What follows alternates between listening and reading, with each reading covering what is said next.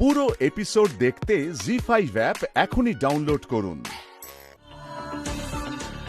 আসলে আসলে এই কদিনে আপনার সাথে একটা অদ্ভুত কানেকশন তৈরি হয়েছে। আমি আপনাকে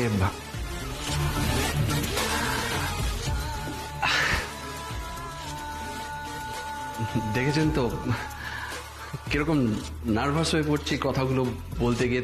এই জন্যই আমি সবকিছু চিঠিতে লিখেছিলাম। আমি জানতাম যে আপনার সামনে এসে দাঁড়িয়ে এই কথাগুলোকে আমি গুছিয়ে বলতে পারবো না।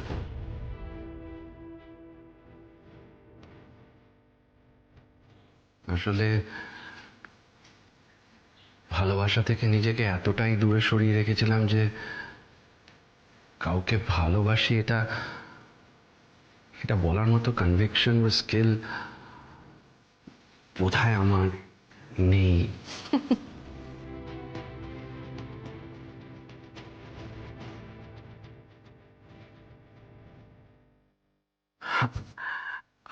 আপনি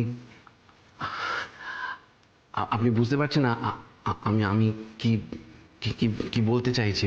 মানে ভালোবাসার কথা বলাটা যতটা সহজ, ভালোবাসা কি সেটা ফিল করা ততটাই ডিফিকাল্ট।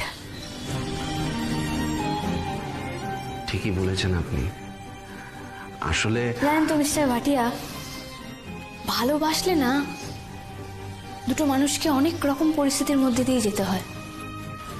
আসলে ভালোবাসা কি এটা বুঝতে না গোটা একটা জীবন লেগে যায়। আর যখন ভালোবাসার কথা হচ্ছেই, আপনাকে আমি একটা ভালোবাসার গল্প বলতে চাই। গল্প? হ্যাঁ, গল্প। গল্পে একটা মেয়ে ছিল, সে তার নিজের দুনিয়ায় নিজেই রাজকুমারী। ছোট থেকে যখন যেটা চেয়েছে সেটাই পেয়েছে। সব রকমের সুযোগ সুবিধা, ভালো ভালো জিনিস সবকিছুর মধ্যে দিয়েও বড় হয়েছে।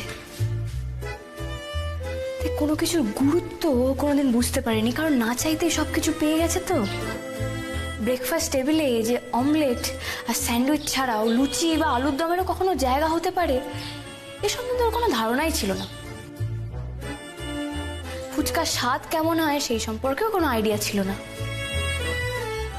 ভালো করে কলকাতা শহর ঘুরে দেখতে গেলে যে বাস, অটো, ট্যাক্সি, ট্রাম এগুলো কাঁচতলা এসি গাড়ির থেকে অনেক বেশি ভালো, সেই সম্বন্ধেও কোনো আইডিয়া তো ছিলই না ওর।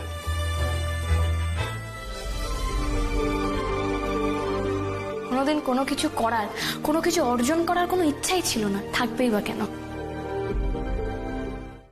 জি5 ডাউনলোড করুন আর সব এপিসোড দেখুন একদম ফ্রি।